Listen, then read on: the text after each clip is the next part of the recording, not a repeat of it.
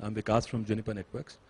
And I'll try to share what Juniper is doing so that we can bring the government, the work that they are doing, closer to the public. So first of all, let us try to understand what exactly information communication technologies can do for e-governance. Right? As he said, there are so many applications today which are being done by the government. Primarily, they are into G2C. There is another government to government, government to business. Now, these applications are typically hosted in data centers, which could be part of state data centers or NIC data centers, and the information flows either through SWANs, NICNet, NKN, or even the internet in so many cases.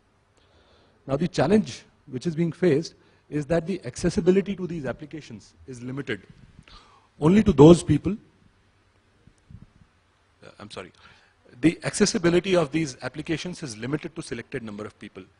Anyone and everyone is not able to access the information as of now. Now, how do we step in to bring the people closer to the government? Now, these are the certain initiatives which are happening. These are the major trends which are happening in the market today. The first one is that earlier people were unemployed. Now the literacy rate is improving. The skills and knowledge are coming to the people. There are more number of educational institutes, engineering colleges, etc. Effectively, which means that the youth today has more resources to gain knowledge than earlier. The increased penetration of internet, thanks to the laptops, smartphones, tablets. Most of the people today in cities have access to the internet, as well as in the rural areas. The massive developments in the IT industry, again, I'm talking about the hardware companies like Apple, the kind of devices they have brought to the market. These devices are bridging the gap. Now, another important trend which is happening is that these services are moving to the cloud. And it is completely justified. Why do we move to the cloud? There are certain business needs. First of all, we need to bring down the cost of service. That's how we'd be able to bring services at a lower cost to the people. How do we do that? We consolidate data centers. We have business continuity applications. We have security compliances. Security actually would not bring down the cost, but it ensures that all the compliances are met. New deployments. Now, earlier what used to happen, there was a dedicated server, dedicated machine for dedicated applications. But now, we are talking about service-oriented architecture, wherein everything is delivered as a service, just like MeSeva.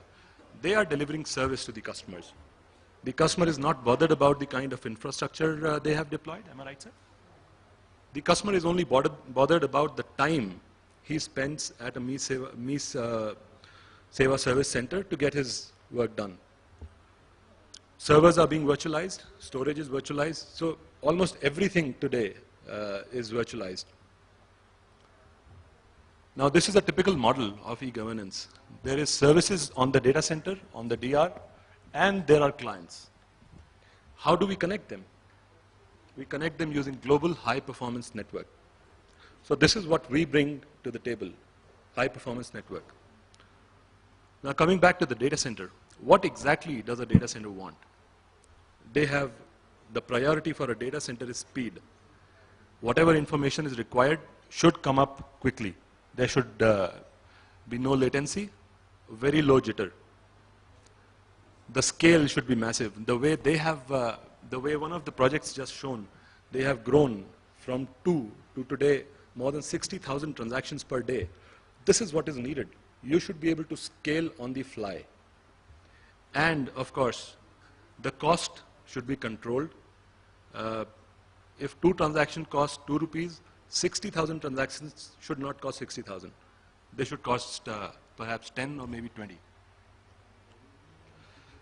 What is the change that has happened? Now, earlier, this was the architecture. There was one person sitting with a machine, interacting with the data center. All the information used to flow, 95% of the information used to flow between the person sitting here with the machine and the data center. He would access servers, database. What is happening now? The client sends one command and the data center will do 75% of the job. Just think of Google. We enter one string. Google's database would do 75% of the work. 75% of the communication would happen within the servers placed in the Google's data center. Same for each and every application that we see today. 25% of the traffic flows from the person to the data center and 75% within the data center. Now, how do we define the ideal network? Now, this is a typical tree configuration. This was invented more than 15, 20 years ago.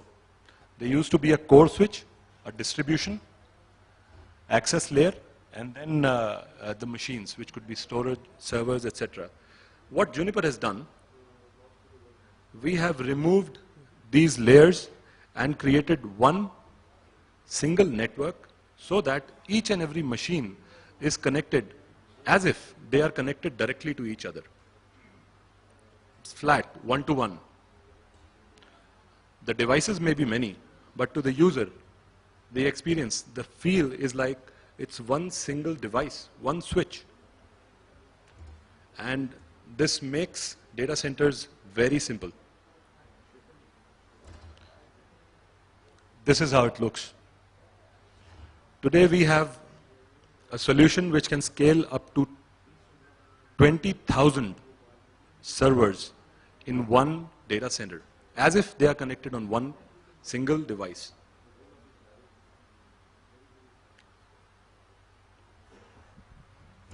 So this is how the network has evolved. Earlier there used to be a 3-tier architecture. Juniper brought it down to 2-tier architecture. We still do it for smaller scales of data centers where we have core and the access layer, top of the rack switches.